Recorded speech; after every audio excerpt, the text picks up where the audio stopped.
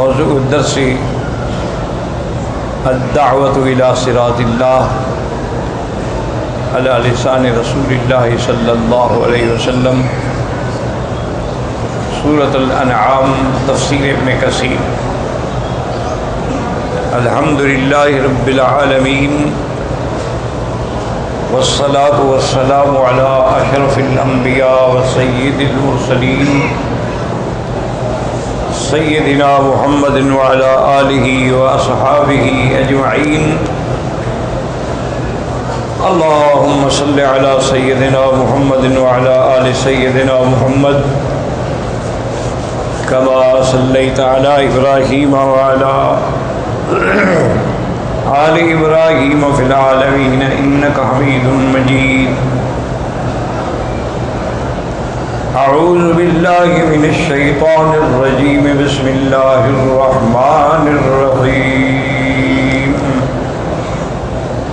قل إنني هداني ربي إلى صراط مستقيم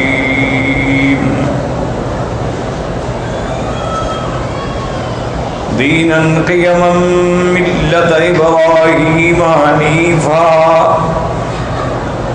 وما كان من المشركين۔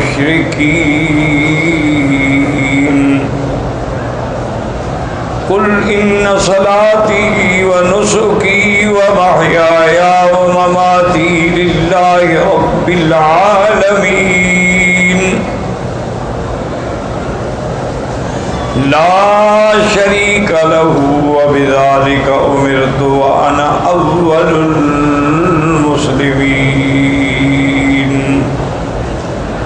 قال المؤلف والمفسر رحمه الله تعالى: أدام النفع بعلومه وعلومكم في الدارين آمين، إلى أن قال: وقال ابن أبي حاتم حدثنا أبو زرعة عبيد الله بن عمر الخواريري قال حدثنا يزيد بن زريع قال حدثنا حبيب بن المعلم عن عمرو بن شعيب عن النبي عن جده عن النبي صلى الله عليه وسلم قال: يحضر الجمعة ثلاثة نفر،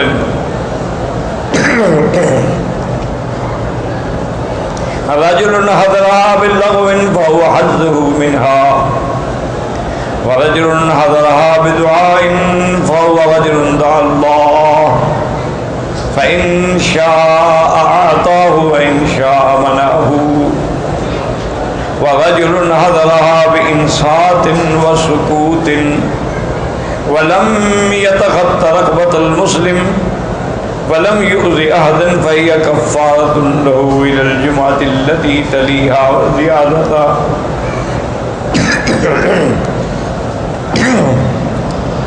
وزيادة ثلاثة أيام، وذلك لأن الله عز وجل يقول: من جاء بالحسنة فله عشر أمثالها۔ جیسا کہ ہم نے الحمدللہ دروس سابقہ میں اس آیت کی تفسیر میں احادیث مبارک کی تلاوت کی ہے کہ اللہ کا حکم ہے جو ایک نیکی کرتا ہے ہم اس کو 10 گنا اجر دیتے ہیں۔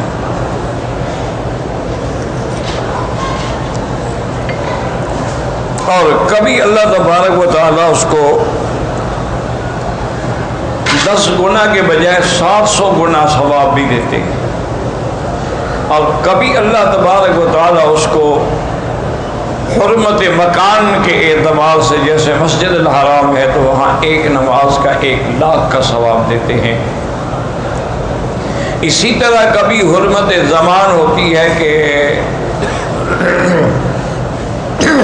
ایک رات جو ہے لیلۃ القدر کی، جس نے اس میں اللہ کے لیے خالص عبادت کی 1000 مہینے کی عبادت سے بڑھا دیتے ہیں۔ تو یہ اللہ تبارک و تعالیٰ کے انعامات ہیں اپنے بندوں۔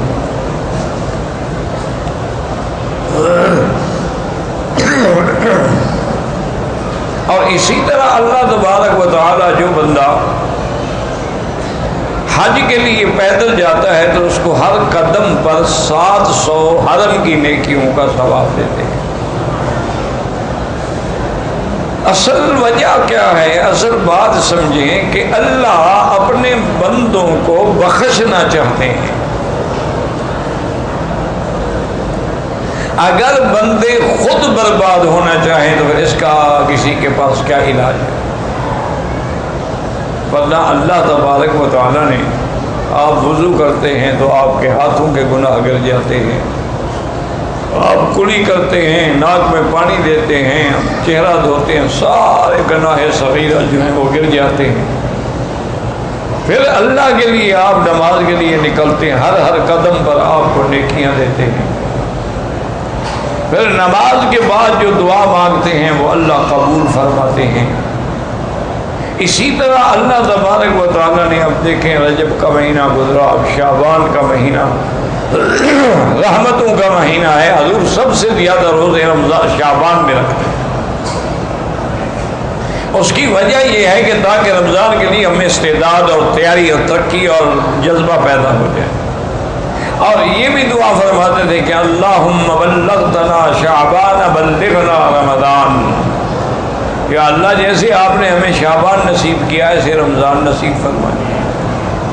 اچھا، رمضان کا مہینہ کیا ہے کہ ابھی پہلا حصہ جو ہے وہ رحمت ہے، دوسرا حصہ جو ہے وہ مغفرت ہے، اور تیسرا حصہ جو ہے وہ جہنم سے آزادی کے پروانے۔ اسی طرح حدیث مبارک میں آتا ہے کہ مسلمان کے لیے 2 خوشیاں ہیں۔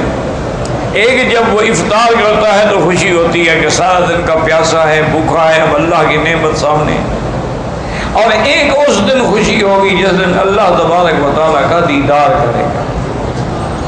اور اسی طرح یہ بھی حدیث مبارک میں آیا ہے کہ جو مسلمان خالص نیت کے ساتھ اور خالص دل کے ساتھ افطار کے آنے سے چند منٹ پہلے جو ہے اللہ سے دعا مانگتا ہے وہ ہر حال میں قبول ہوتی ہے۔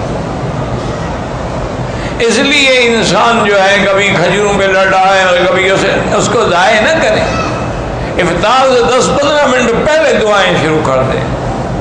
اور دعا کا طریقہ یہ ہوتا ہے کہ پہلے درود شریف پڑھیں، جتنا ہو سکے 1 دفعہ، 3 دفعہ، 7 دفعہ، 11 دفعہ، 21 دفعہ، 100 دفعہ، 1000 دفعہ، یعنی دعا کے اول میں بھی درود ہو اور آخر میں بھی درود، اور درود پڑھنے کے بعد اللہ کی حمد و ثنا بیان کریں۔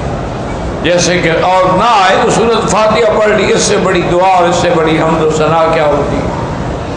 اور پھر اللہ کو اللہ کے ناموں کے ساتھ پکاریں کہ یا اللہ یا اللہ یا اللہ یا رحمان یا رحیم یا حی یا قیوم یا ذی الجلال والاکرام، اللہ کے ناموں کے ساتھ پکاریں، اور اس کے بعد وہ دعائیں جو حضور نے بتائیں یا پھر اپنی زبان میں جو مرضی آئے اللہ سے مانگیں، لیکن کسی کی انسان کی بربادی اور ہلاکت کی دعا نہ مانگیں، اور کسی رشتہ داروں کو لڑانے کی اور قطع رحم کی دعا نہ مانگیں، اور کسی حرام کو ملنے کی دعا نہ مانگیں۔ اور تو وہ دعائیں جو ہے ہر حال میں اللہ تبارک و تعالیٰ قبول فرماتے ہیں۔ اس لیے حدیث مبارک میں آتا ہے میرے محبوب نے، محبوب دو عالم صلی اللہ علیہ وسلم نے فرمایا کہ دعا کبھی خالی نہیں جاتی۔ یا تو جو آدمی مانگ رہا ہے کہ یا اللہ مجھے حج نصیب فرما دے، حج نصیب ہو گیا، یا دعا مانگ رہا ہے لیکن وہ تو چیز نہیں ملی لیکن مصیبت آ رہی تھی، اللہ نے اس کو دفع کر دیا۔ اور تیسری صورت یہ ہوتی ہے کہ اس کی دعا کو قیامت کے لیے لکھ دیا جاتا ہے، ذخیرہ بنا دیا جاتا ہے، اس کا بدلہ اس کو قیامت میں ملے گا۔ تو جب قیامت میں دعاؤں کا بدلہ ملے گا وہ کہے گا یا اللہ کاش میری دنیا میں کوئی دعا بھی منظور نہ ہوتی، آج ہی سارے مجھے بدلے مل جاتے۔ تو یاد رکھیں کہ دعا جو ہے وہ کبھی خالی نہیں جاتی، صرف شرط یہ ہے کہ مانگنے والا ہو، شرط یہ ہے کہ اخلاص ہو، شرط یہ ہے کہ تڑپ ہو، شرط یہ ہے کہ درد دل سے دعا مانگے۔ جو دعا دل سے نکلتی ہے نا یاد رکھیں وہ اثر رکھتی ہے۔ اور اسی طرح حضور نے منع فرمایا ہے کہ ان قلب اللہ، کہ اگر زبان پر تو دعا مانگ رہے یا اللہ نصیب فرما، عمرہ نصیب فرما، رمضان نصیب فرما، مدینہ پاک لیکن دل غافل ہے، دل کسی اور طرف لگا ہوا ہے۔ کیا مانا؟ بر زبان تسبیح و در دل گاہ خر، یہ زبان پر تو تسبیح ہے لا الہ الا اللہ، اور خیال یہ ہے کہ پتہ نہیں میرا گدھا جو ہے اس کو کسی نے پانی پلایا ہے نہیں پلایا۔ تو اب زبان کے اندر تو تسبیح ہے اور دل کے اندر کھوتا اور گدھا کھڑا ہوا ہے، تو دعا کہاں منظور ہوگی؟ دعا یہاں مانگ رہا ہے اور خیال ہے یار پتہ نہیں میرے بیوی بچوں کا کیا بنا، وہاں ملک میں کیا حال ہوگا، گھر میں کیا حال ہوگا، پتہ نہیں راشن بھی ہے کہ نہیں ہے، تو پھر دعا مانگنے کی کیا ضرورت ہے؟ اس لیے حضور پاک نے فرمایا کہ غافل دل سے کبھی دعا نہ کرو۔ اور علماء نے اور اولیاء اللہ نے لکھا ہے کہ جب دعا مانگو اور دل لگتا جائے دعا میں کہ بالکل زبان پہ دعا ہے، آنکھوں میں آنسو ہیں، دل میں رقت ہے، بدن میں خوف ہے، بدن پہ لرزہ طاری ہو رہا ہے، سمجھو کہ رحمت کی گھڑی آ گئی ہے، اور مانگو اور مانگو اور مانگو۔ اور دعا مانگ رہے ہو دل نہیں لگ رہا، بس کر دو۔ ایسا نہ ہو کبھی نافرمانی کی وجہ سے کہ اچھا مانگتے مجھ سے ہو اور دیکھتے ادھر ہو۔ اب دیکھیں نا مثال کے طور پر آپ کسی بادشاہ کے سامنے یا گورنر کے سامنے یا حاکم کے سامنے کھڑے ہو کے بات کریں، بات اس سے کریں اور دیکھیں اس طرف، تو وہ کہے گا یہ کون ہے بے وقوف، نکالو اس کو مجلس سے، بات مجھ سے کر رہا ہے اور دیکھ ادھر رہا ہے۔ تو آپ مانگیں تو اللہ سے اور نظر ادھر ہو اور دل ادھر ہو اور خیالات ادھر ہو، بس دعا کیسے منظور؟ وہ دعائیں اس لیے منظور نہیں ہوتی ہیں کہ ان کے اندر اخلاص نہیں ہوتا، ان کے اندر وہ اطمینان اور یقین نہیں ہوتا۔ ورنہ جب اللہ کا حکم ہے کہ مجھ سے مانگو، تو اللہ کا فرمان سے زیادہ سچا فرمان کس کا ہے؟ اللہ نے فرمایا مجھ سے مانگو میں تمہیں دوں گا۔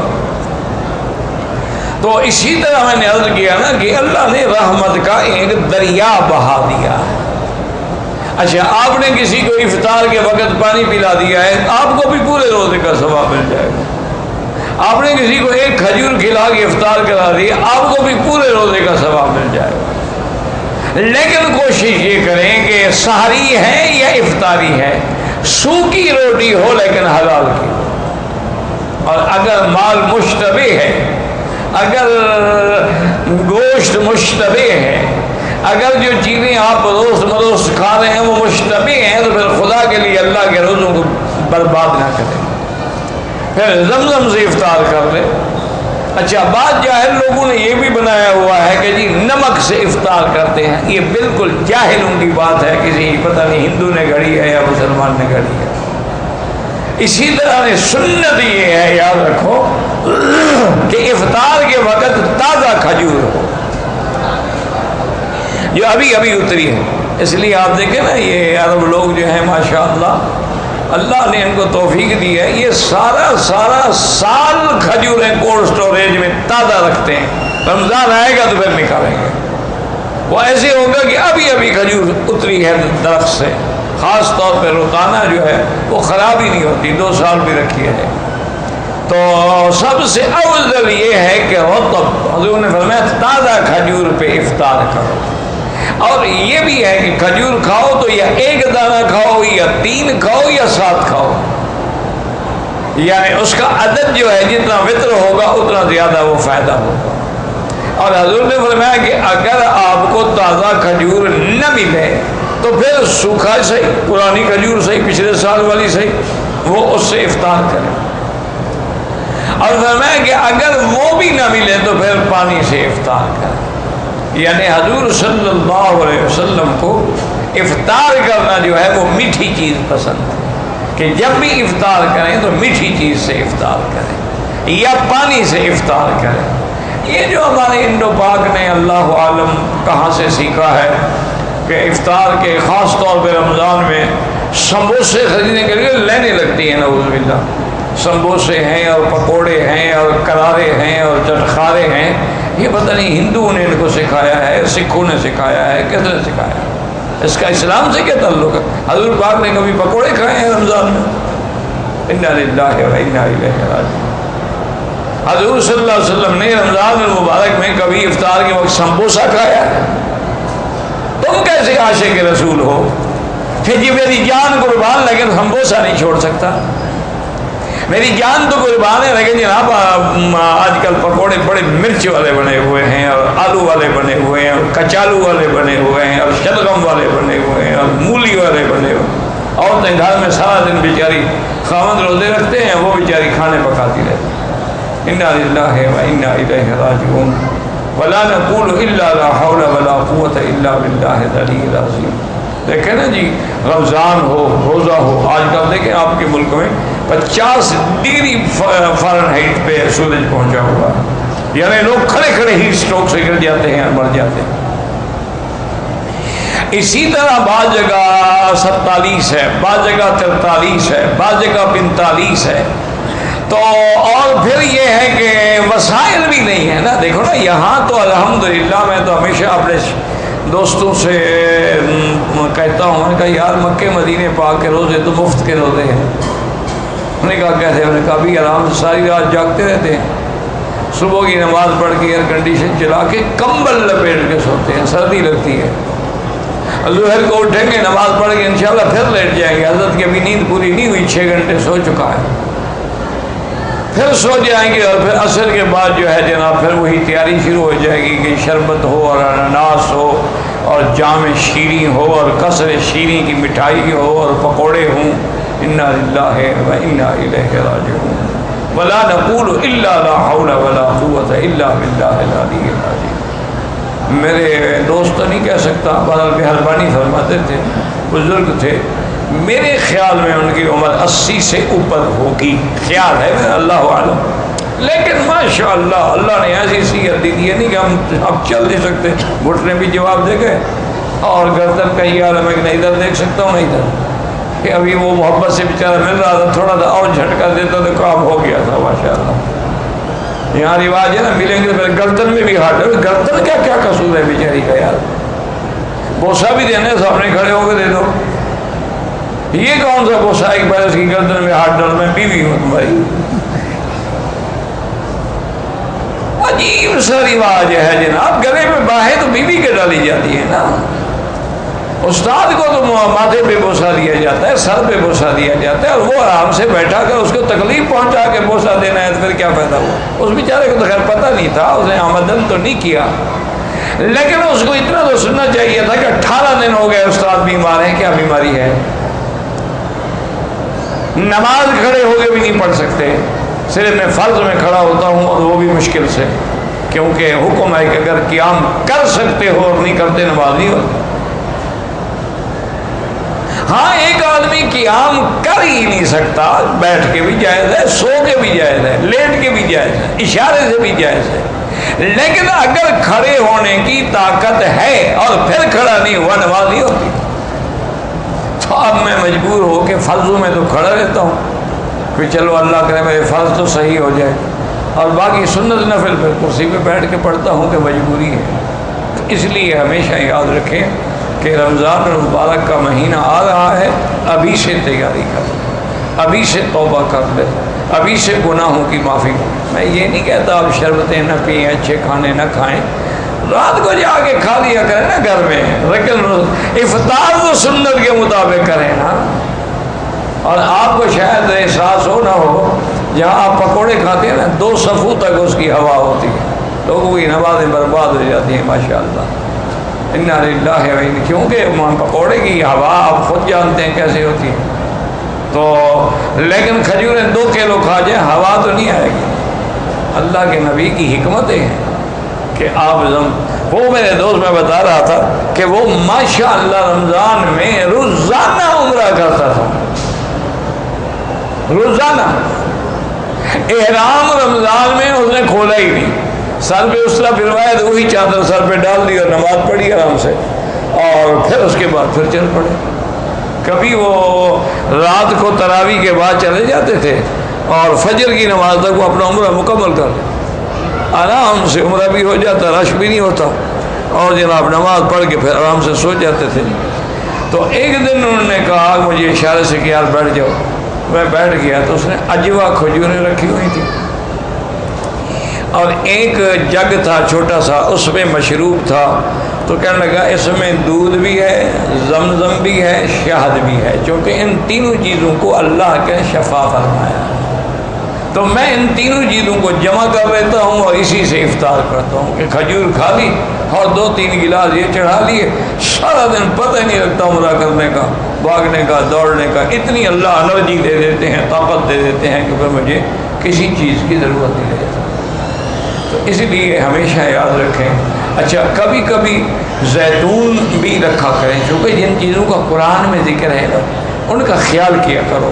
قرآن میں والتین والزیتون وطور سینین وہذا البلد الامین، تو طور تو خیر پہاڑ کا نام ہے، اور تین کہتے ہیں انجیر کو، زیتون مشہور ہے، تو اگر تازہ نہ ملے تو اس کا تھوڑا سا وہ دانے اچار والے رکھ لیے تاکہ سنت پوری ہو جائے۔ وہ بھی نہ ملے تو چلو تو زیتون کا تیل، حضور تو تیل میں روٹی ڈبو کے کھاتے تھے، آپ کے لیے سالن کیا تھا؟ زیتون کا تیل، اس میں روٹی ڈالی اور کھا لی۔ اور یا کبھی خل مانا سرکہ، حضور سرکے سے روٹی کھاتے تھے۔ ہمیں بھی یاد ہے یار، آج کل تو سب بڑے آدمی بن گئے نا، جب مکے شریف آ گئے، مدینے آ گئے، ایئر کنڈیشن گاڑیاں مل گئیں، ایئر کنڈیشن گھر مل گیا، وہ بھی کہتے ہیں پدرم سلطان بود۔ میرا تو باپ جناب بادشاہ تھا، اور ہمارے شلغم کے باغ ہوا کرتے تھے جو ہمارے گھروں کی چھتوں پہ لگائے ہوئے تھے۔ انا للہ و انا الیہ راجعون۔ شلغم کا بھی باغ کا بھی دیکھا ہے۔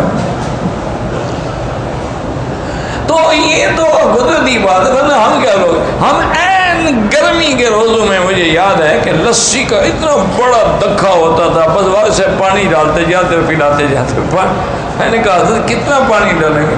فرمایا بابا لڑائی اور لسی جتنا بڑا ہو بڑھ سکتی ہے، لسی میں بھی پانی ڈالتے جاؤ بڑھتی جائے گی، لڑائی بھی لڑتے جاؤ بڑھتی جائے گی۔ یہ 2 چیزیں ہیں، جتنا بڑھاؤ بڑھتی ہیں، گھٹتی نہیں ہیں۔ یہ افطار ہوتا تھا۔ اچھا، اور سردیوں میں گڑ کی چائے ہوتی تھی، جب ہم پڑھتے تھے نا گڑ کی چائے بنی ہوتی تھی، اور بڑے شوق سے ہم وہ گڑ کی چائے پیتے تھے۔ اللہ اکبر اللہ اکبر۔ ہمارے شیخ تھے حضرت گمانوی رحمۃ اللہ علیہ، اللہ ان لوگوں کی، میرے تمام مشائخ کی، اساتذہ کی، محبین کی، مخلصین کی، معاونین کی جو فوت ہو گئے، اللہ ان کی قبروں کو باغ جنت بنائے، اللہ تمام مسلمانوں کے قبروں کو نور سے بھر دے، اور اللہ ہم سب کا خاتمہ ایمان پہ کر دے۔ تو یہ تو رحمت کے دریا ہیں، اب پھر بھی محروم رہ جاؤ تو اس کا کیا علاج ہے؟ اس لیے حضور پاک صلی اللہ علیہ وسلم نے فرمایا کہ جمعہ کے دن 3 قسم کے لوگ ہیں جو جمعہ پہ آتے ہیں۔ بعض لوگ تو جمعہ کو کھیل سمجھتے ہیں کہ آج جمعہ ہے، جمعہ بازار ہوگی، جمعہ مارکیٹ لگی ہوگی، وہ بھی دیکھ کے آج چلو یار نماز بھی تو پڑھ لو، ان کو تو کچھ بھی نہیں ملتا۔ ہاں فرض ادا ہو جائے گا، ملے گا کچھ نہیں۔ اور فرمایا کہ ایک بندہ جو ہے وہ مانگنے آتا ہے، جمعہ پڑھ کے اللہ سے دعائیں مانگتا ہے، اس کے لیے بھی اللہ کی مرضی ہے کہ اللہ چاہے عطا کر دے یا چاہے عطا نہ کرے۔ اور فرمایا وَرَجُلٌ حَضَرَهَا بِإِنصَاتٍ وَسَكُوتٍ، اور ایک بندہ خوب چپ کر کے آتا ہے، ادب سے چلتا ہے، وَلَمْ يَتَخَطَّ رَكْبَةَ مُسْلِمٍ، کسی مسلمان کی گردن سے پھلانگ کے نہیں گزرتا ہے، وَلَمْ يُؤْذِ أَحَدًا، اور کسی بندے کو تکلیف نہیں پہنچاتا ہے، ادب سے چلتا ہے، چپ کر کے چلتا ہے، جہاں جگہ بھی نہیں وہاں بیٹھ جاتا ہے۔ وَكَفَّارَةٌ لَهُ إِلَى الْجُمَعَةِ الَّتِي تَلِيهَا، یہ جمعہ جو ہے اللہ تعالیٰ اس کے آنے والے جمعے تک اور 3 دن اس سے بھی زیادہ اللہ اس کے لیے گناہوں کا کفارہ بنا دیتے ہیں۔ اب دیکھو آیا اور گناہ دھل گئے، کیونکہ اللہ نے قرآن میں فرمایا من جاء بالحسنۃ فلہ عشر امثالها۔ وقال حافظ بن قاسم الطبراني قال حدثنا هاشم بن حسن قال حدثنا محمد بن اسماعیل قال حدثني ابي قال زمزم بن زرعة عن شريح بن عبيد عن ابي مالك الاشعري رضي الله تعالى عنه قال قال رسول الله الجمعة كفارة الوقت ما بينهما وبين الجمعة التي تليها وزيادة 3 أيام. حضور پاک کی حدیث ہے، حضرت ابی مالک الاشعری رضی اللہ تعالیٰ سے روایت ہے، حضور نے فرمایا کہ جمعہ جو ہے وہ اگلے جمعہ تک اور جمعہ کے درمیان کے جو دن ہیں گناہوں کے لیے کفارہ بن جاتا ہے، اور اس جمعہ کے بعد مزید 3 دن کا بھی کفارہ بن جاتا ہے، چونکہ اللہ کا وعدہ ہے من جاء بالحسنۃ فلہ عشر امثالها. وعن نبی رضی اللہ عنہ قال قال رسول اللہ صلی اللہ علیہ وسلم صام 3 ایام من کل شہر وقد صام الدہر کلہ. حضرت ابی ذر سے روایت ہے کہ میرے آقا نے، میرے محبوب نے، میرے مدنی مصطفیٰ صلی اللہ علیہ وسلم نے فرمایا کہ جو آدمی ہر مہینے میں 3 دن روزہ رکھا کرے، اللہ تبارک و تعالیٰ کے یہاں ویسے ہوگا جیسے کہ سارا سال اس نے روزہ رکھا ہے. اب یہ کیا مشکل ہے اللہ کے بندے. یعنی آپ ایسا کریں کہ مثلا جمعرات ہے یا جمعرات اور سوموار یہ 2 روزے رکھ لیں، سنت ہے. اچھا لیالی البیض 13 14 15 3 روزے رکھ لیں، سنت ہے. کسی ڈیٹنگ کی ضرورت نہیں ہے، کسی ڈیٹنگ کی ضرورت نہیں. یہ اسلامی یہ ثواب بھی مل گیا، کفارہ گناہ بھی ہو گیا، اور ماشاءاللہ آدمی سمارٹ بھی رہتا ہے، ٹھیک ٹھاک رہتا ہے، اور سال کا روزے کا ثواب مل جاتا ہے. رواہ الامام احمد وهذا لفظ النسائی وابن ماجہ والترمذی وزاد فضل اللہ تصدیق ذلك فی کتاب جاء بالحسنۃ فلہ عشر امثالها اليوم بعشرۃ ایام. ایک دن کے 10 جب 3 رکھے گا تو گویا 30 ہو گئے. تو ہر مہینے میں جب 30 دن روزہ ہوا تو گویا سارے سال کا روزے دار بن گیا. ثم قال هذا حدیث حسن. وقال ابن مسعود رضی اللہ تعالی عنہ من جاء بالحسنۃ فلہ عشر امثالها اليوم بعشرۃ ایام. ثم قال هذا حدیث حسن. وقال ابن مسعود من جاء بالحسنۃ فلہ عشر امثالها من جاء بلا الہ الا اللہ. وہ فرماتے تھے اصل حسنہ کیا ہے؟ کلمہ کہ ایمان ہو. ومن جاء بالسیئۃ یقول بالشرک. وہکذا جاء عن جماعۃ من السلف رضی اللہ عنہم اجمعین. وقد ورد فی حدیث مرفوع اللہ اعلم بصیغته لکنی لم اروه من وجہ یثبت والاحادیث والآثار فی هذا کثیرۃ جدا وفیما ذکر کفایۃ ان شاء اللہ بالثقہ. اب مسلم اور بھی بہت حدیثیں ہیں، بڑے دلائل ہیں، لیکن الحمدللہ جو بھی ذکر ہو گیا اسی میں کافی.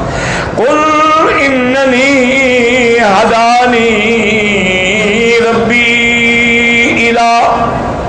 الی صراط مستقیم دینا قیما ملت ابراہیم حنیفا. اللہ اکبر. وما كان من المشركين. قل إن صلاتي ونسكي ومحياي ومماتي لله رب العالمين لا شريك له وبذلك أمرت وأنا أول المسلمين. اللہ نے فرمایا میرے مدنی پاک کہہ دیں اپنی امت سے اللہ نے مجھے ہدایت فرمائی ہے صراط مستقیم کی. اور وہ صراط مستقیم کیا ہے؟ دیناً قیما، ایسا دین جو سچا ہے، جو ثابت ہے. ملت ابراہیم حنیفا، اور طریقہ حضرت ابراہیم کا جو سب کو چھوڑنے والے تھے اللہ کے لیے. وما کان من المشرکین، اور نہیں تھے وہ شرک کرنے والوں میں. قل فرما دیجئے ان صلاتی، تحقیق میری نماز، ونسکی اور میری قربانی، ومحیایا اور میری زندگی، ومماتی اور میری موت، للہ رب العالمین، اسی کے لیے ہیں جو رب ہے تمام عالم کا، لا شریک لا، جس کا کوئی شریک نہیں، نہ ذات میں نہ صفات میں نہ افعال میں، وبذالک امرت وانا اول المسلمین، اور اسی کا میں حکم کیا گیا ہوں اور سب سے پہلے جو ہے میں اسلام لانے والا ہوں، اللہ تبارک و تعالیٰ کے احکام ماننے والا ہوں۔ تو یاد رکھیں کہ یہاں پر اللہ نے حکم دیا کہ میرے مدنی صلی اللہ علیہ وسلم آپ جو ہے وہ حکم فرما دیں کہ اللہ نے مجھے صراط مستقیم کی ہدایت فرمائی۔ اچھا پہلے بھی آپ پڑھ چکے ہیں وَأَنَّ هَذَا صِرَاطِي مُسْتَقِيمًا فَاتَّبِعُوهُ وَلَا تَتَّبِعُوا السُّبُلَ فَتَفَرَّقَ بِكُم من سبیلہ، اللہ پاک نے حکم دیا تھا کہ صراط مستقیم۔ اچھا وہ صراط مستقیم کیا تھی؟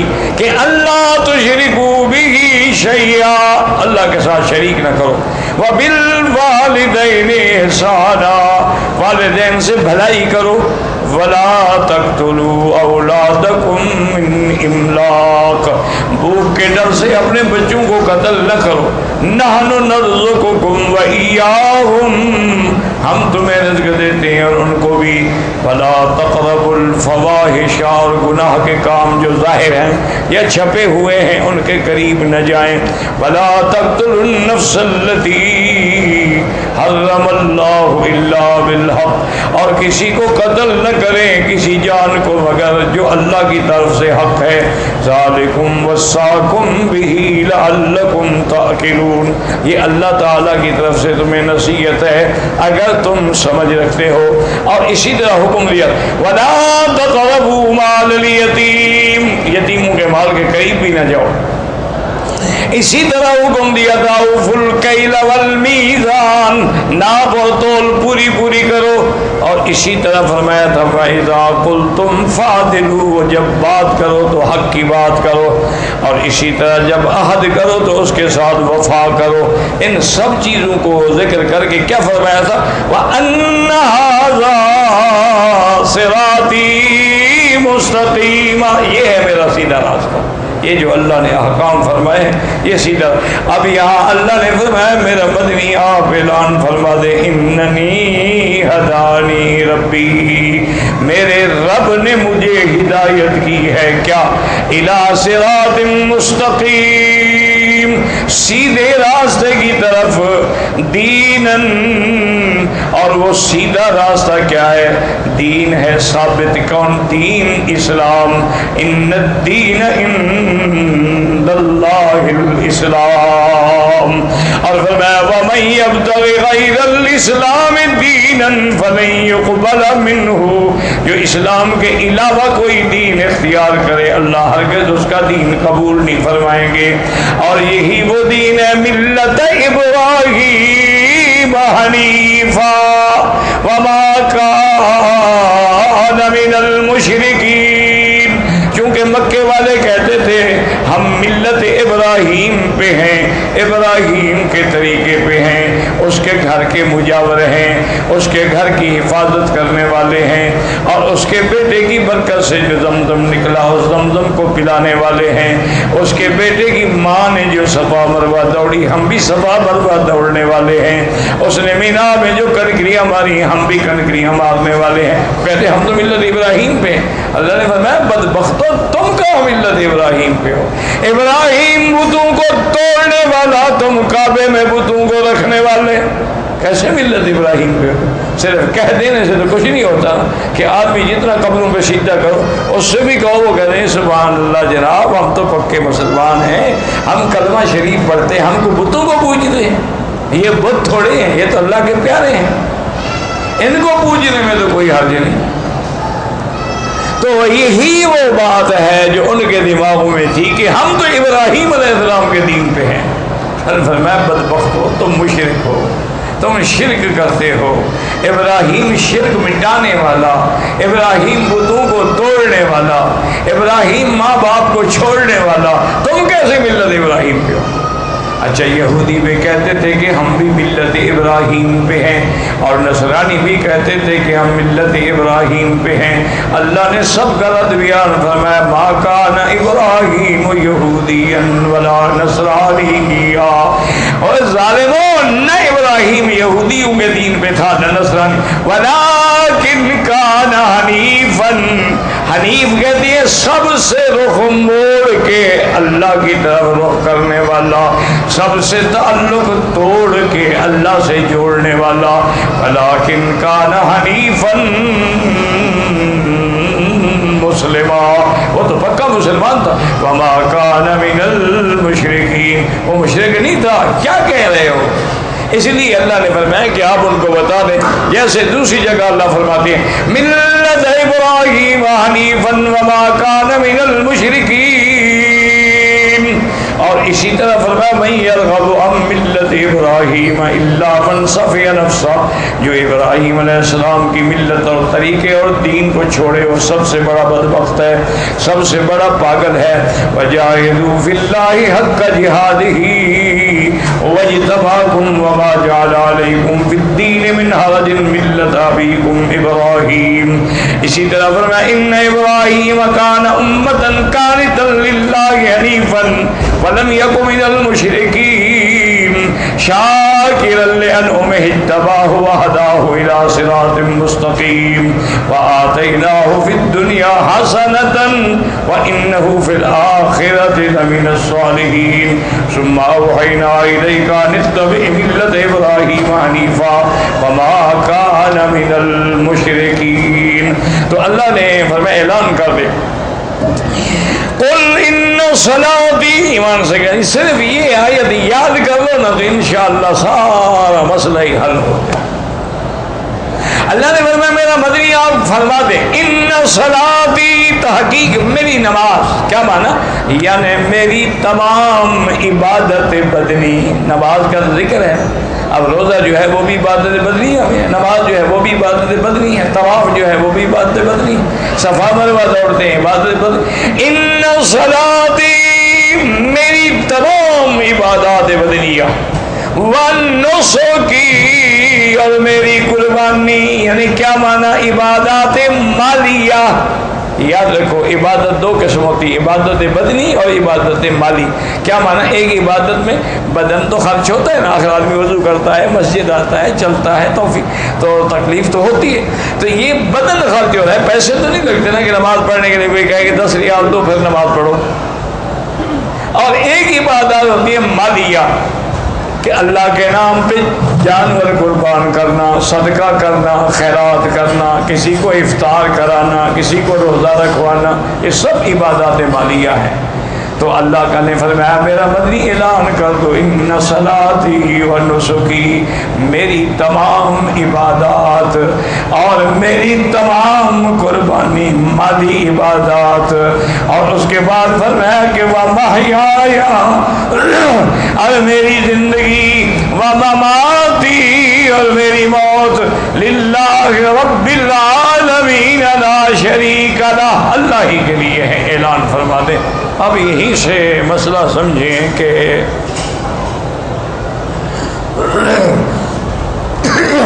یہی وجہ ہے کہ جنازے میں آپ نہ رکوع کرتے ہیں اور نہ سجود کرتے ہیں، کیونکہ اگر ہم رکوع سجود کرتے تو دشمن تو کہہ سکتا ہے تم بھی تو بندے کو سجدہ کرے ہو یار، آگے تو میت رکھی ہوئی ہے نا۔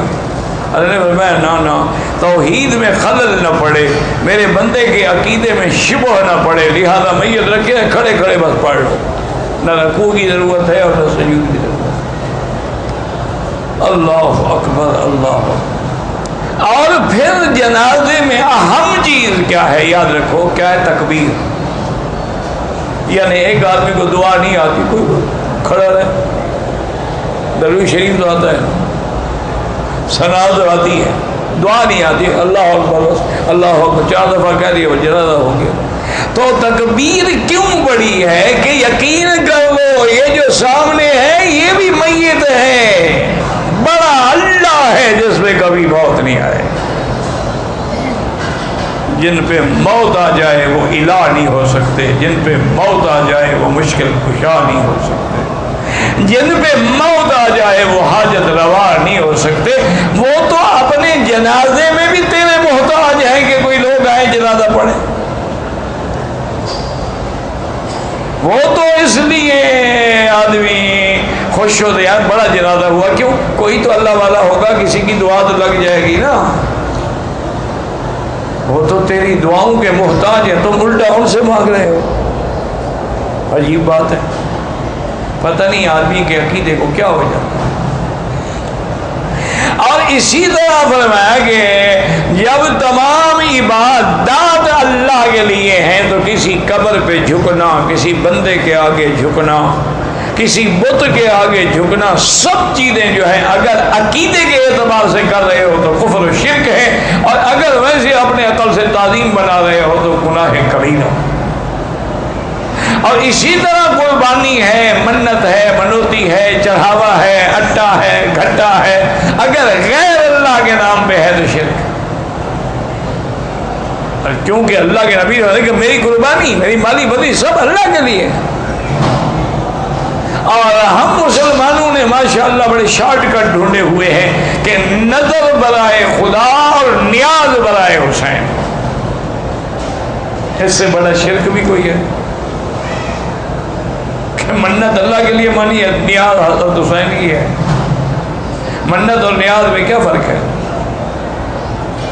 یہی تو شرک ہے کہ اللہ کے ساتھ کسی کو ملانا۔ نظر مان سکتے ہو لیکن اللہ کے انی نظرت ما فی بطنی محررا فتقبل منی، یا اللہ میں نے منت مانی ہے تو منت اللہ کے لیے ہوتی ہے، نظر اللہ کے لیے ہوتی ہے، نیاز اللہ کے لیے ہوتی ہے، صدقہ خیرات اللہ کے، اس لیے کہ اللہ کے نبی نے اور یہ فرمایا کہ اللہ نے مجھے حکم دیا ہے۔ جب نبی کے لیے حکم ہے تو ہماری کیا طاقت ہے؟ قل ان صلاتی ونسکی ومحیای، میری زندگی، کیا مانا؟ یہ نہیں کہ جب چاہو خودکشی کر لو، زندگی اللہ کے لیے، تم کون ہو خودکشی کرنے والے؟ اس لیے ہمیشہ یاد رکھیں کہ اگر اس نے خودکشی کی ہے یعنی بطور کفران زندگی کے تو پھر تو کافر ہو کے مر گیا، اس کا جنازہ نہیں پڑھا جائے۔ اگر ویسے بیچارہ بس ٹینشن میں آیا، کسی کے پریشانیوں میں گر گیا، گھر آیا، بچوں کے لیے دیکھا تڑپ رہے ہیں، بھوکے ہیں، کچھ نہیں، میں کچھ نہیں کر سکتا، تو اس وجہ سے وہ غریب کر گیا تو کافر نہیں ہوا، اس کا جنازہ پڑھا جائے گا اور اس کے لیے دعا کی جائے گی۔ لیکن بہت بڑا جرم ہے کہ زندگی تو اللہ کی امانت تھی، تم نے کیسے ضائع کر دی ہے؟ تو قیامت میں اللہ اس کو وہی سزا عطا فرمائیں گے جس طرح اس نے خودکشی کی تھی، یعنی اپنے گلے میں رسا لٹکایا تھا، قیامت میں بھی لٹکتا رہے۔ اگر زہر کھائی تھی زہر کھلائی جائے گی، چھرا مارا تھا چھرا مارا جائے گا، کیونکہ زندگی موت اللہ کے لیے ہے۔ قل ان صلاتی ونسکی ومحیای ومماتی للہ رب العالمین لا شریک لہ، جس کا کوئی شریک نہیں، نہ اس کی ذات میں شریک ہے، نہ صفات میں شریک ہے، نہ اس کے کاموں میں کوئی شریک ہے۔ اللہ تعالیٰ وحدہ ہے، اللہ تعالیٰ لا شریک لہ ہے، اللہ تبارک و تعالیٰ واحد بھی ہیں، احد بھی ہیں، صمد بھی ہیں، لم یلد بھی ہیں ولم یولد بھی ہیں۔ تو اس لیے اللہ کے نبی نے اعلان فرما دیا، فرمایا کہ لا شریک لہ وبذالک امرت، یہی مجھے حکم دیا گیا ہے، وَأَنَا أَوَّلُ الْمُسْلِمِينَ، اور سب سے پہلے میں اسلام لانے والا۔ کیا مانا؟ کہ جب وحی حضور پہ اتری تو سب سے پہلے ایمان کون لائے؟ حضور صلی اللہ علیہ وسلم پہلے ایمان لائے۔ تو جیسے دنیا ایمان لاتی ہے، اللہ کا نبی بھی اللہ کی وحی پہ ایمان لاتے ہیں، اللہ کی توحید پہ، اپنی نبوت و رسالت پہ۔ اس کے بعد جو ایمان لانے والے ہیں وہ بعض روایات میں ہے اول من آمن ابی بکر، سب سے پہلے ایمان لانے والے سیدنا ابی بکر صدیق رضی اللہ عنہ ہے۔ اور ایک روایت میں ہے اول من آمنت سیدہ خدیجہ رضی اللہ تعالی عنہا، سب سے پہلے ایمان لانے والی بی بی خدیجہ ہیں۔ اور اسی طرح یاد رکھیں کہ تیسری روایت میں ہے کہ اول من آمن علی رضی اللہ عنہ، سب سے پہلے ایمان لانے والے حضرت علی ہیں۔ اور اسی طرح حدیث میں ہے کہ اول من آمن زید، سب سے پہلے ایمان لانے والے زید ہیں رضی اللہ تعالی عنہ۔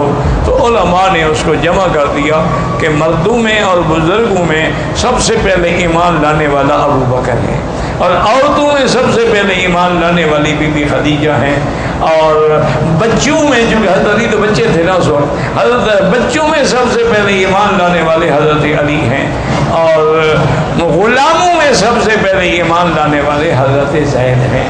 لہذا سب سے پہلے اللہ کا پیغمبر اپنے اس عقائد پہ ایمان لاتا ہے، اور اس کے بعد چونکہ جب تک بندہ خود ایمان نہ لائے دوسرے کو ایمان کی دعوت کیسے دے گا؟ واللہ اعلم۔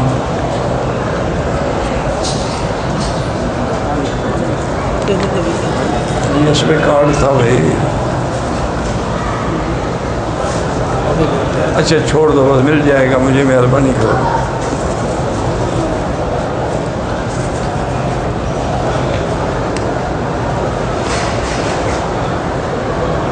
یا اللہ رحم فرما، رحم فرما۔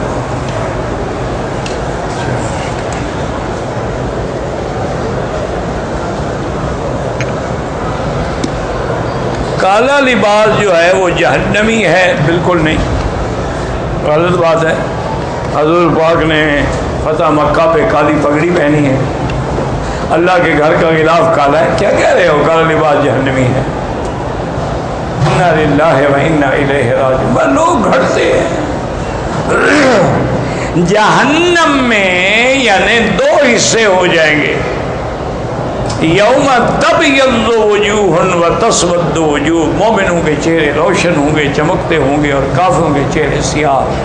یہ معنی نہیں کہ لباس سیاہ ہوگا، سیاہ لباس پہننا تو کوئی منع نہیں ہے۔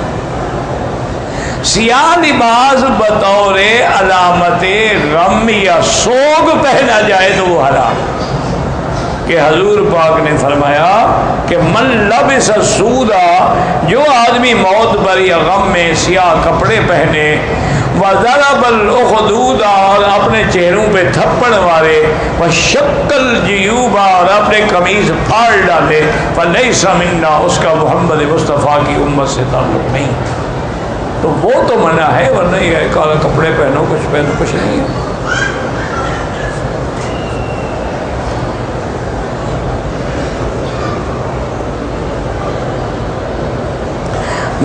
مکے کی کسی بھی مسجد میں نماز پڑھو، پورے مکے میں 1 لاکھ ملے گا، بلکہ انشاءاللہ 25 لاکھ ملے گا۔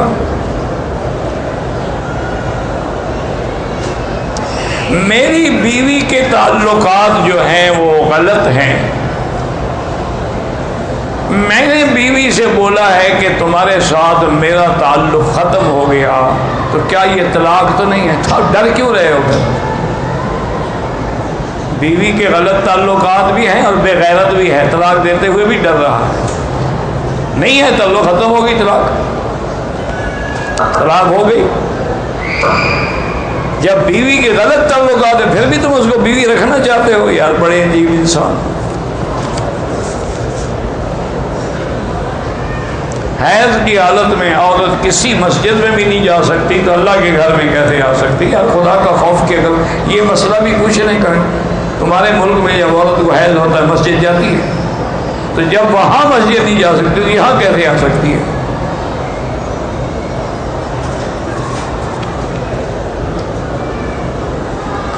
طواف جو ہے میرا بھائی یا عمرہ، جو لوگ فوت ہو گئے اپنے لیے کریں اور دعا کریں کہ اللہ اس کا ثواب جو ہے فلاں کو عطا فرما، تو اللہ ان کو ثواب دیتے ہیں۔ اور جو زندہ ہے ان کے لیے دعا کریں، اللہ ان کو نصیب کرے۔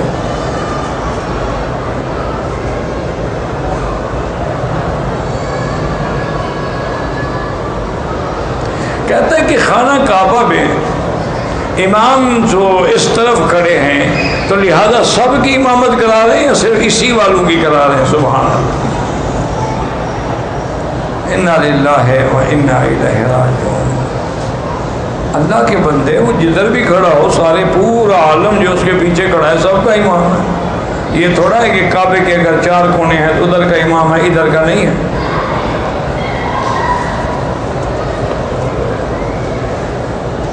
شب برات میں کوئی صحیح حدیث مبارک میں یہ ثابت نہیں ہے کہ فلاں عبادت کی جائے یا 15 کا روزہ رکھا جائے یا اسی رات کو لیلۃ مبارکہ جو قرآن میں ہے وہ سمجھا جائے کہ اس میں رزق تقسیم ہوتا ہے اور لکھا جاتا ہے۔ یہ تو لیلۃ القدر کے خصائص ہیں، لیکن بہت سارے علماء، محدثین، مجتہدین، اولیاء اللہ بہرحال اس رات میں خصوصی طور پہ عبادت کرتے ہیں۔ آپ بھی کریں، عمرہ کریں، طواف کریں، صفا نفل پڑھیں، قرآن پڑھیں، لیکن یہ رکھنا کہ اس میں سب کچھ تقسیم ہو رہا ہے اور یہ اللہ کا حکم ہے، یہ نہیں۔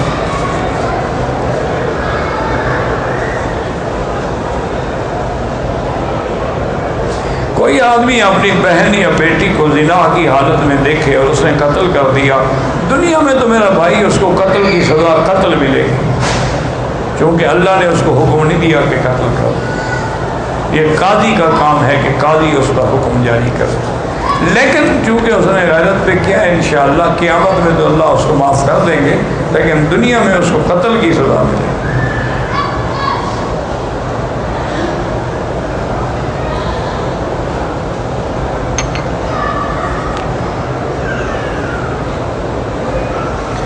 بہرحال صدقہ کریں، خیرات کریں، روزے رکھیں، نفل پڑھیں۔ 13، 14، 15 کا روزہ تو ثابت ہے حدیث میں، اس میں اگر 15 آتا ہے وہ تو سنت ہے، وہ تو ہر مہینے میں ہے نا، صرف شعبان میں تو نہیں ہے۔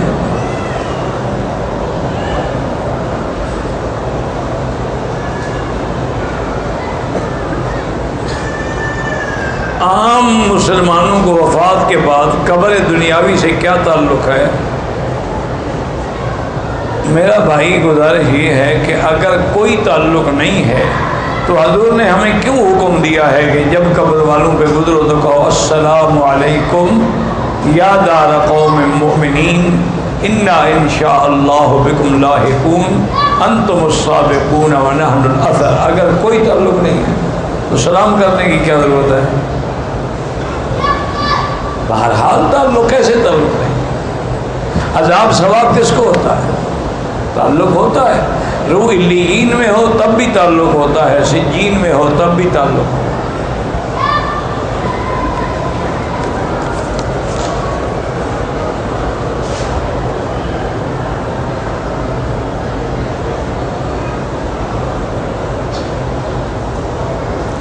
اگر آپ نے اپنا حج کر لیا ہے اور والدہ کے لیے حج کرنا چاہتے ہو اور مکے میں رہتے ہو تو آپ رمضان کے بعد کوئی عمرہ نہ کریں اور حج افراد کریں، حج مفرد کریں۔ تو افضل یہی ہے کہ حج بدل، حج مفرد ہو، صرف حج ہو، اس میں تمتع نہیں، قران نہیں، کوئی بکری شکری نہیں دینی ہوگی۔ لیکن اگر کسی نے تمتع کیا ہے تو جائز ہے، لیکن افضل یہی ہے کہ ابداً نہ کریں۔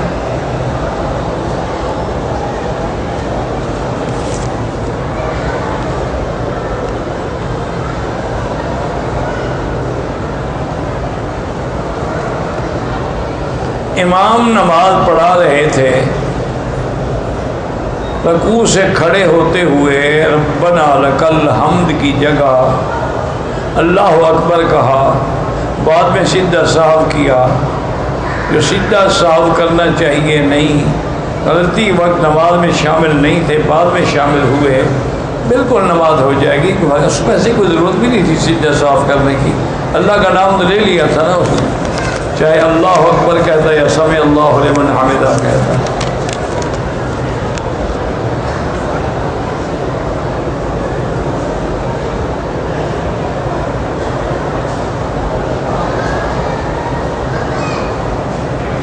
ایک آدمی مولوی ہے، اس کے باوجود اس کے ماں باپ بیوی سب ناراض ہیں، وجہ یہ ہے کہ وہ گھر سے سعودی عرب آیا ہے مزدوری کے لیے، حرم میں عبادت دن رات کرتا ہے،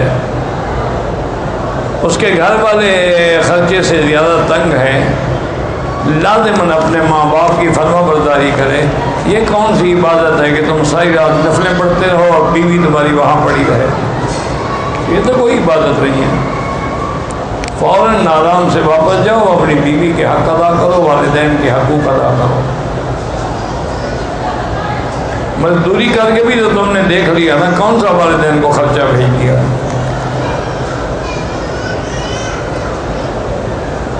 مدینے سے واپس آ رہے تھے، مکے کے رہنے والے ہیں، مکہ کے قریب پہنچے، نماز ظہر کا وقت ہو گیا، گاڑی رک گئی، نماز ہم نے نماز نہیں پڑھی کہ مکے میں جا کر قصر کی جگہ پوری پڑھ، ٹھیک ہے، آپ نے مکے آ گئے پوری پڑھ لی، ٹھیک ہے، راستے میں بھی پڑھ لیتے قصر تو وہ بھی جائز تھی، لیکن آپ نے سوچا کہ جب ٹائم بھی ہے، وقت بھی ہے، حرم جا رہے ہیں تو حرم کی نماز ملے گی، ٹھیک ہے۔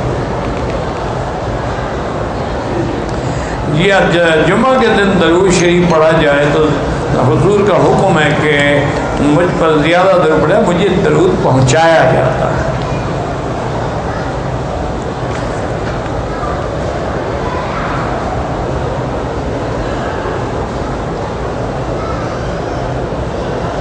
کہتے ہیں کہ امریکہ میں کاروبار ہے جس میں مسلمان اور غیر مسلم کام کرتے ہیں، تو جمعہ کے لیے اس کا بند کرنا ضروری ہے؟ کوئی ضروری نہیں، مسلمان نماز کے لیے چلے گئے، کافر کام کر رہے ہیں، کوئی بات نہیں۔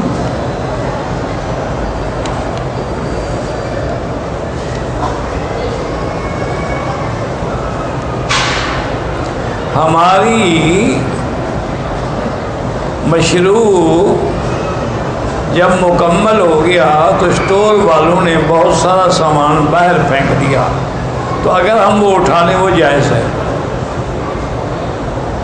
بہرحال اگر آپ نے انہوں نے پھینک دیا بیکار کر کے، آپ نے اٹھا لیا، لے لیں، کوئی بات نہیں۔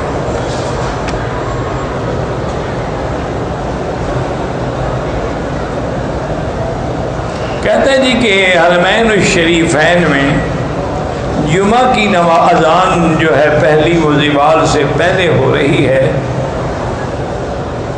زوال کی وجہ سے سنتیں نہ ہونے کی وجہ یہ ہے، ان کو کس وقت پر بعد میں پڑھ سکتے ہیں سنتیں، لیکن بات یہ ہے کہ آپ سب سے پہلے تو تحقیق کریں۔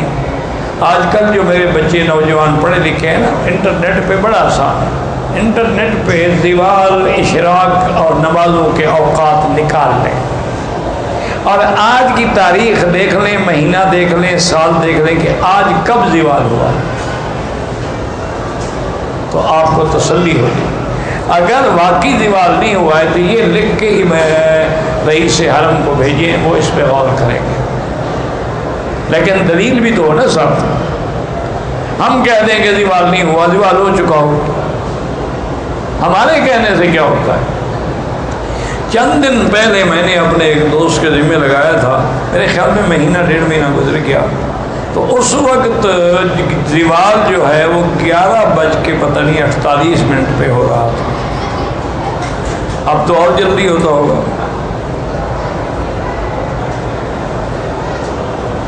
آپ نکال لیں اور باقاعدہ وہ روز کا تاریخ ہے، تاریخ فلان، دن فلان، سن فلان۔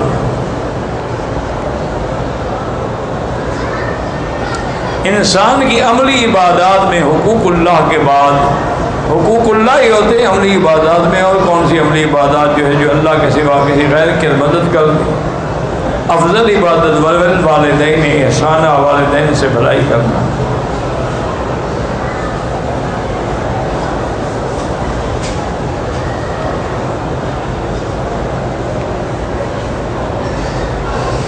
اس زمان امت محمد صلی اللہ علیہ وسلم کی امت کا اہم مقصد آخرت کیا، اللہ کی رضا، اور کیا ہے؟ للہ رب العالمین۔ ابھی نہیں سنایا؟ ہر کام میں یہ سوچے کہ اللہ کی رضا مجھے چاہیے۔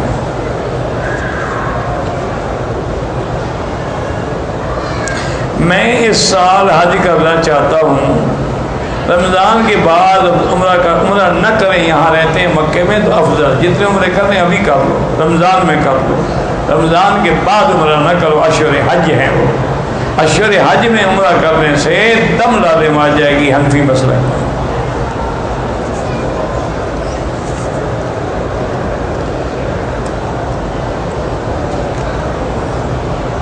قرآن پیچھے رکھا ہوتا ہے، کوئی حرج نہیں۔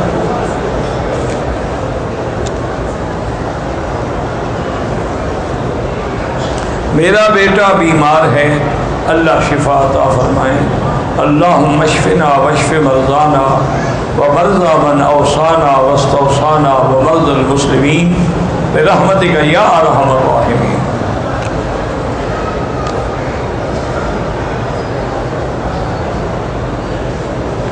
عام جو جرابیں ہیں ان پہ مسح کرنے سے وضو نہیں ہوتا۔ مسح علی الخفین ہے، کیا معنی؟ اگر چمڑے کے موزے آپ نے پہنے ہوئے ہیں یا آپ نے ایسی جرابیں ہیں جن کو عربی میں کہتے ہیں سخی، نئی موٹی مضبوط، جس سے آپ پیدل بھی چلنا چاہیں تو چل سکتے ہیں۔ یہ عام جو ہے نیلون والی جرابیں ضد نہ کریں، اپنی نمازیں خراب نہ کریں، یہ معمولی بات نہیں ہے۔ ہمیشہ وہ عمل کریں جس میں شبہ نہ رہے۔ جب اس میں تمام علماء مخالف ہیں تو پھر اس پہ عمل کرنے کی کیا ضرورت ہے؟ اور ویسے بھی آپ جانتے ہیں کہ حضور کے زمانے میں یہ جراب تھی ہی نہیں۔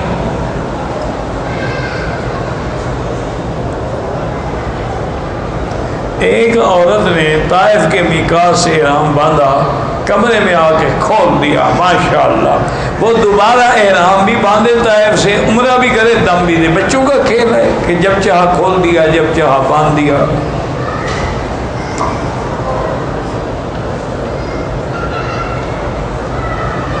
پتہ نہیں میں پہلی دفعہ کر رہا ہوں، پہلی دفعہ کرو یا 10ویں دفعہ کرو، مکے میں رہتے ہو تو افضل یہ ہے کہ افراد کرو، اگر اپنے ملک سے آ رہے ہو تو افضل یہ ہے کہ قران کرو، یا مدینہ منورہ سے آ رہے ہو، طائف سے آ رہے ہو، ریاض سے آ رہے ہو تو میقات ہے، تو اس میں پھر یہی ہے کہ تمتع کرو یا قران کرو۔ تمتع کا معنی یہ ہے کہ پہلے عمرے کی نیت کر کے آ جاؤ، عمرہ کر لو، سر منڈا فارغ ہو جاؤ، اور پھر 8 تاریخ کو حج کا احرام باندھو، اس کو تمتع کہتے ہیں۔ اس میں ایک بکری دینی ہے۔